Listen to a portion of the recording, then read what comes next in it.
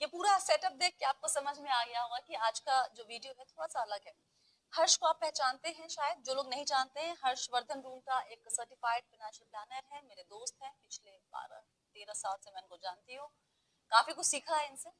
और इन्होंने कुछ दिनों पहले एक कहानी, अपना खुद का एक्सपीरियंस शेयर किया, तो मुझे लगा कि ये आपके लिए बड़ी काम की चीज है, आपको ये कहानी सुनानी चाहिए। तो मैंने इनसे दरख्वास्त की और कहा कि चलो एक वीडियो रिकॉर्ड करते हैं। तो आज का जो ये वीडियो है, ये कहानी है बेसिकली किस बारे में, इंश्योरेंस के बारे में। इंश्योरेंस एक लॉन्ग टर्म कमिटमेंट होता है, 5, 10, 15, 20 साल का। अमूमन हम एजेंट के थ्रू लेते हैं, और वो एजेंट कोई भी हो सकता है, पड़ोसी, दोस्त, अगल बगल कोई भी हो सकता है। होता क्या है कि 10, 15, 20 साल में कई चीजें बदलती हैं आपके साथ। महिलाओं के सरनेम, शादी होती है, सरनेम बदल जाता है। मराठी महिलाएं अपना नाम भी बदल लेती हैं शादी के बाद। उसके बाद एड्रेस बदलता है, email ID, phone number, bank account, ये सब हो सकता है कि चेंज हो, लेकिन हम इतनी तकलीफ नहीं उठाते कि जाके भैया इंश्योरेंस कंपनी में अपडेट कर दें कि ये चीजें बदली हैं हमारी जिंदगी में। और उसके बाद क्या दिक्कत होती है, कहीं ना कहीं हमारे जहन में ये रहता है कि एजेंट है, जिसके थ्रू लिया है वो मैनेज कर ही लेगा, लेकिन ऐसा होता नहीं है। तो क्या दिक्कत होती है वो कहानी हर्ष बताएंगे। हर्ष की वाइफ के नाम पे उनके दादाजी ने एक पॉलिसी ली थी, जो वेस्ट बंगाल में नहीं रहते हैं। करेक्ट। और उसकी जानकारी फैमिली को नहीं थी। That's right. फिर क्या हुआ? स्वाति, आपने सही बताया कि मेरी वाइफ के ग्रैंडफादर ने, उन्होंने, वो वेस्ट बंगाल में बालूरघाट एक जगह है, वहां पे रहते थे। पेरेंट्स मूव कर गए थे मुंबई में। तो उन्होंने सन 2000 में एक पॉलिसी खरीदी थी मेरे वाइफ के नाम पे, ऑब्वियसली मेडन नेम पे थी, उसमें शादी नहीं हुई थी। 2010 तक उन्होंने ही प्रीमियम भरा था उसमें, और क्योंकि हमें पता ही नहीं था, जब उनका देहांत हुआ उसके बाद उस पॉलिसी में कभी प्रीमियम भरा ही नहीं गया। ये पॉलिसी मेच्योरिटी वैसे 2020 में थी, आज अभी ये साल में। सो 2010 में लास्ट प्रीमियम भरा हुआ था। अब 2016 में हमें कहीं से एक डॉक्यूमेंट आया, जो रिश्तेदार वहां पे आसपास रहते थे, उन्होंने एक डॉक्यूमेंट भेजा था कि ये पॉलिसी ली गई थी हमारे पास, और उसका डॉक्यूमेंट मिला है, सो प्लीज देख लीजिए इसमें। तो जब मैंने उसमें देखा तो ऑब्वियसली एक बात थी कि वो पॉलिसी मेडन नेम में है, अभी करंटली वो लैब स्टेटस में है, और 6 साल हो गए हमने प्रीमियम भरा नहीं है, तो पॉलिसी रिवाइव भी नहीं कर सकते, क्योंकि रूल होता है 5 साल के अंदर आपको पॉलिसी रिवाइव करनी होती है। और 2020 में मेच्योरिटी इन एनी केस थी। तो मैंने LIC में कांटेक्ट किया, यहाँ पर मुंबई में। मैंने उनसे कहा कि ये पॉलिसी में मुझे एक तो नाम अपडेट करना है, क्योंकि मेडन नेम में, अभी सरनेम चेंज हो गया है, तो वो मुझे अलाउ करें। दूसरा, जो एड्रेस है वो भी वेस्ट बंगाल में दिंजापुर जगह का एड्रेस है, वहाँ पे कोई रहता नहीं। मुझे बैंक अकाउंट अपडेट करने हैं। तो LIC मुंबई में मुझसे कहा कि आप बालूरघाट में ही जाके आपको करना होगा, मुंबई में हम ये सब नहीं कर सकते। अच्छा। क्योंकि पॉलिसी लैब स्टेटस में है। ओके। तो मैंने कहा कि पॉलिसी मुझे शिफ्ट भी करनी है, मुंबई कर लेता हूँ, बालूरघाट में रख के कोई मीनिंग है नहीं। तो बोले क्योंकि पॉलिसी लैब स्टेटस में, हम कोई भी चेंजेस अलाउ नहीं कर सकते, आपको बालूरघाट ही कांटेक्ट करना होगा, even for address and name change etcetera. Okay. तो कहीं ढूंढ ढांड के हमने एफिडेविट बना के मैंने बालूरघाट पोस्ट किया, लेकिन एड्रेस चेंज नहीं हो पाया, क्योंकि LIC ने हमसे कहा कि क्योंकि लैब स्टेटस में है, हम कोई भी चेंजेस पॉलिसी में नहीं कर सकते। वेरी सरप्राइजिंग, क्योंकि इसमें एक्चुअली एक पेड अप वैल्यू भी थी। हाँ एग्जैक्टली, क्योंकि 2010 तक प्रीमियम गया था। एग्जैक्टली। बस 6 साल बीच में फिर नहीं गया। तो मैंने उनसे यही पूछा, मैंने उनसे कहा कि पेड अप वैल्यू है इस पॉलिसी में, जो करीबन लाख रुपया है, आप 2020 में मुझे देने वाले हैं, विच इज फाइन, लेकिन 20 में आप किसको दोगे और कहाँ कम्युनिकेट करोगे? क्योंकि जो मेडन नेम में है, वो नेम पे हमारे पास अकाउंट भी नहीं है, पैन कार्ड कुछ भी नहीं है, क्योंकि नेम चेंज हो चुका है। मैं आपको मैरिज एफिडेविट दे रहा हूँ, सारे डिटेल्स दे रहा हूँ, बट बोले नहीं चेंज कर सकते। तो ठीक है, हमने एजेंट के थ्रू कोशिश की कि कैसे भी करके होता रहता है। एजेंट के एश्योरेंसेस थे कि एजेंट मिल गया आपको आसानी से? अब नहीं, आसानी से तो नहीं, वो उनको ढूंढ के निकालना पड़ा, क्योंकि I can't coordinate with Balurghat. Balurghat में मैं कैसे बम्बई में बैठे करूं? वहां पे फोन लगाओ ब्रांच में तो उठाता नहीं, ईमेल करो जवाब आता नहीं। तो हमें कोई चाहिए था वहां से, तो हम कैसे भी, 1 महीना लगा एजेंट को ढूंढने में, लेकिन वो मिशन हम सक्सेसफुल हो गए लकीली, और वो एजेंट मिल गया हमें, लेकिन कोई सहायता वैसे मिली नहीं। अब ये हुआ कि 2019 में मैंने फिर से उन्हें वापस सारे डॉक्यूमेंट भेजे। मैंने स्टेटस यहाँ से देखा कि चेंज हुआ कि नहीं, लेकिन नहीं हुआ था, कुछ भी चेंजेस नहीं हुए थे। मैंने 2019 में वापस पूरा सेट उनको भेजा, कैंसिल चेक का कॉपी वगैरह सब भेजे, लेकिन फिर भी ये चेंजेस नहीं हुए। अब आगे मेच्योरिटी डेट जो थी जून 2020। अब जून 2020 में मुझे पता है उसमें 1 लाख रुपए की पेड अप वैल्यू है, जो 2020 में मिलनी थी। अब ऑब्वियसली कोई कम्युनिकेशन LIC से आया नहीं। ये आप कोविड का लॉकडाउन बोल लें, कुछ भी बोल लें, बट इन एनी केस जब हमने पता करवाया तो बालूरघाट की ब्रांच बोलती है कि हमने आपको एक लेटर भेज दिया, कौन से एड्रेस पे, जिसपे कोई है नहीं। तो हमने कहा कि ultimately now what will you do? अब तो आपको चेंज, आपको देना ही होगा ना, पैसे तो देने ही होंगे, आपको मैच्योरिटी हो गई। तो फिर मुझे वापस बताया गया कि अब क्योंकि पॉलिसी मैच्योर हो चुकी है हम कोई चेंजेस नहीं कर सकते।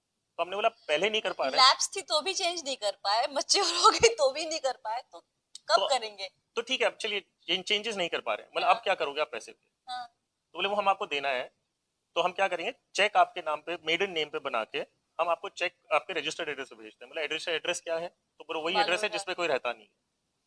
तो मैंने फिर क्या किया, मैंने अभी this was absolute harassment, I mean this was not making sense only, अब मतलब ही नहीं बन रहा। जी।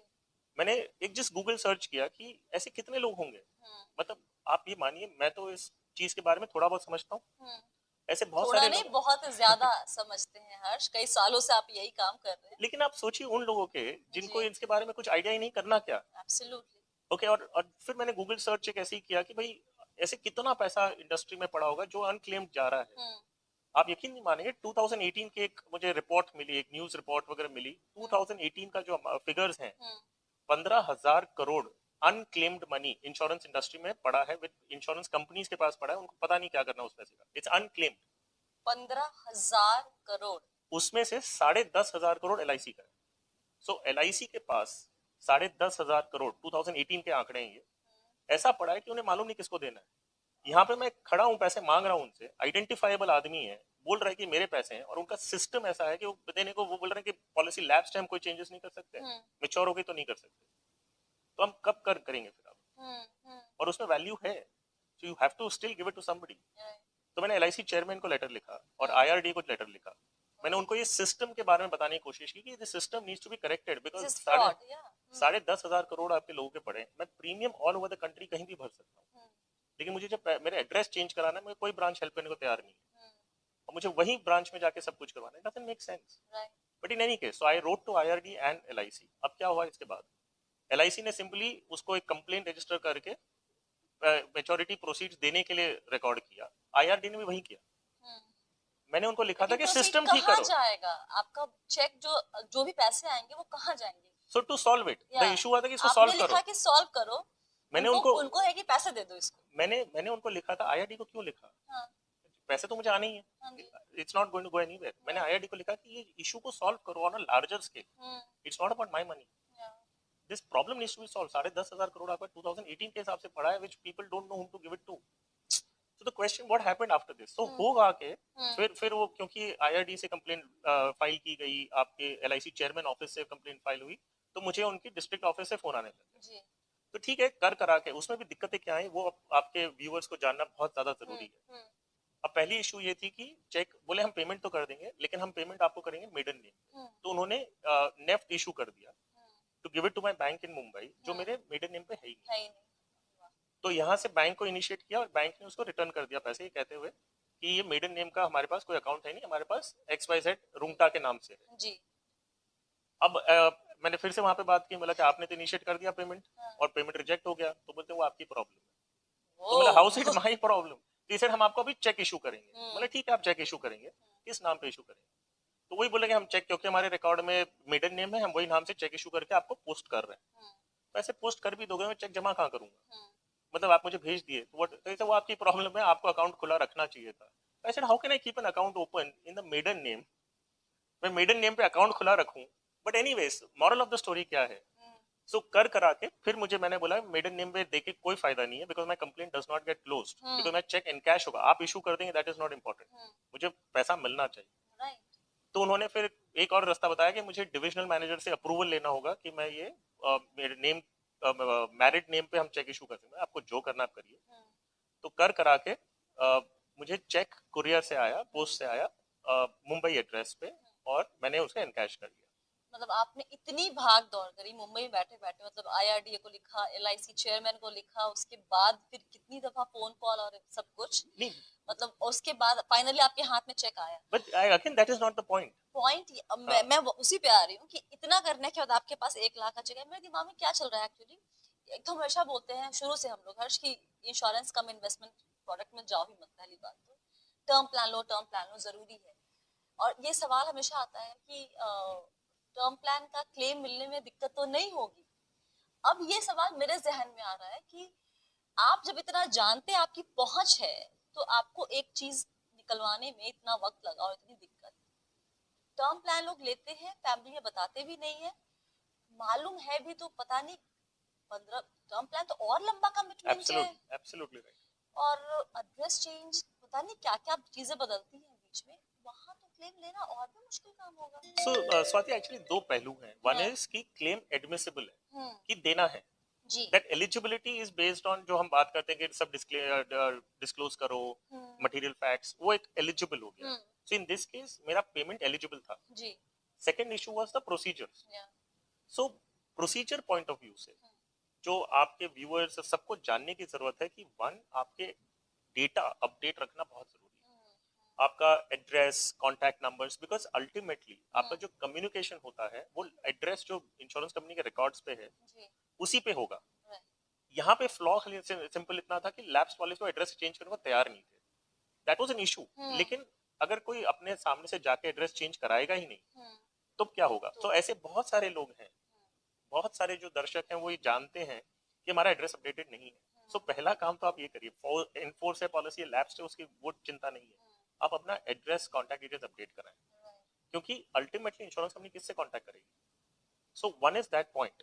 जो आपका क्वेश्चन था कि अगर क्लेम मिलने में दिक्कत, सो क्लेम मिलने में दिक्कत कब आएगी? अगर आपका क्लेम एडमिसिबल नहीं है, सो वो एक अलग इशू ऑल टुगेदर है। कोई क्लेम मिलना मतलब कि हाँ, मेरा सेंस मतलब यही था कि आपको क्लेम मिलेगा, लेकिन वही है कि अगर एड्रेस अगर वो चेक दे रही है और बाय पोस्ट भेज रही है तो और आपका एड्रेस गलत है तो वो चेक रिसीव कौन करेगा? सो इनफैक्ट आईआरडी के रेगुलेशंस के पॉइंट ऑफ व्यू से आपको इलेक्ट्रॉनिक पेमेंट ही करना है। अच्छा। So ideally they are suppose to electronic payment ही करना, चेक भेजना ही नहीं, क्योंकि पहले होता था चेक कुरियर में चोरी हो गया। हाँ।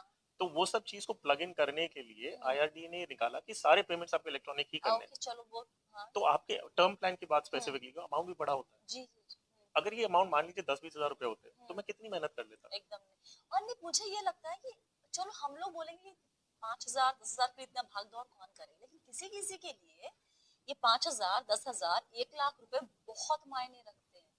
सो आपके नॉमिनी को आपको पॉलिसी के बारे में बताना होगा, स्पेशली टर्म प्लान, हम करोड़ों रुपए की बात कर रहे हैं। एब्सोल्युटली। सो नॉमिनी को बता के रखें, एड्रेस फुल्ली अपडेटेड रखें। जब भी आप चेंज करें, बहुत सारे ऐसे होते हैं जो लीव लाइसेंस पे रहते हैं, वो काम के मेरे साथ मुंबई में इतनी दफा एड्रेस चेंज हुआ है, मेरा आधार पे एड्रेस जो है वो पुराने किसी घर का था और इनफैक्ट हर्ष ने मुझे कहा कि इसको तुरंत चेंज करवा लो ताकि बाद में दिक्कत ना हो, और अब जाके मेरा वो चेंज हुआ है। सो आप गवर्नमेंट जॉब में है तो आपका ट्रांसफरेबल जॉब है। ये हमने पहले भी कहा है कि अगर आपका ट्रांसफरेबल जॉब है, मान लीजिए स्वाति आपका पहले दूसरा एड्रेस था और वहां पे सारे इन्वेस्टमेंट्स रजिस्टर्ड है, तो वहां पे कोई और लाइसेंस ही होगा, उनके पास आपके सारे इन्वेस्टमेंट के डॉक्यूमेंट्स जा रहे हैं, एंड ये सब documents you don't want somebody else to see, और आपको पता भी नहीं कौन उस घर में आज की तारीख में रह रहा है। सो ये बहुत इंपॉर्टेंट है। और ये एग्जाम्पल क्यों हम लेके बता रहे हैं, क्योंकि अगर मेरे साथ इस तरह हुआ है, और यकीन मानिए कि मैं कई लोगों को जानता हूं जहां मैं फोन करके काम करवा सकता था, लेकिन प्रोसीजर्स जो हैं वो ठीक नहीं होता। That is my road to IRD, that is my road to LIC chairman.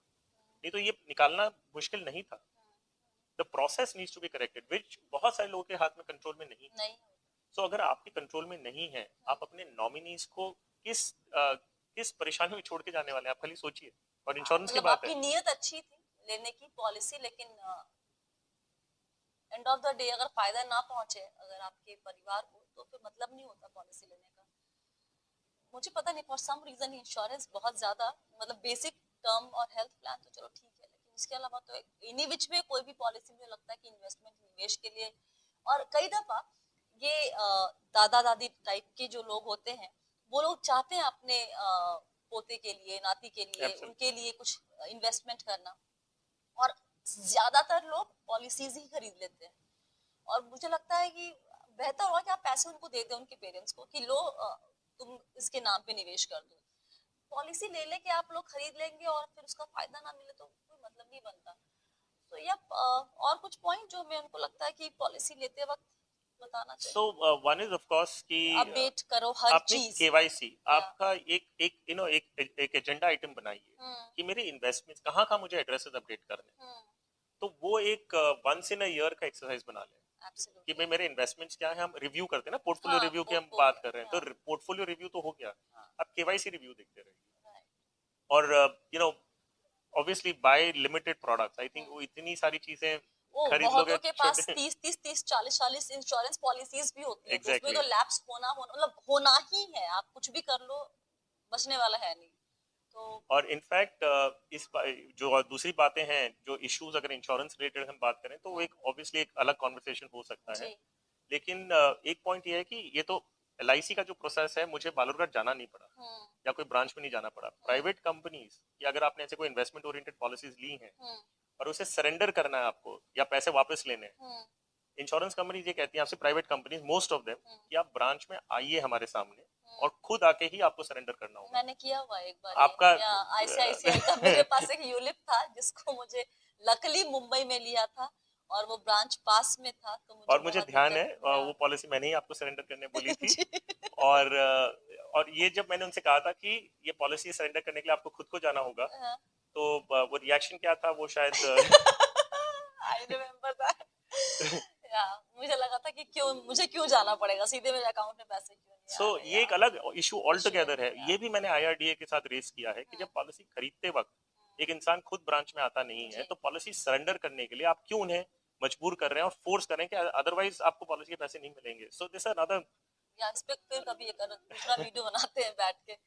तो आज के लिए टेक अवे पॉइंट सबसे जो शुरुआत में कहा था वही अंत में भी, कि भाई प्लीज लंबा कमिटमेंट है तो अपने, जैसा हर्ष ने कहा कि पोर्टफोलियो रिव्यू करते हैं ना, तो वैसे ही अपना जरा ये सब भी एड्रेस नंबर सब जहाँ जहाँ चेंज करना है वो भी हर साल एक बार चेक कर लिया करें, ताकि आपको भी दिक्कत ना हो बाद में, और अगर आपने अपने परिवार के लिए कुछ सोच के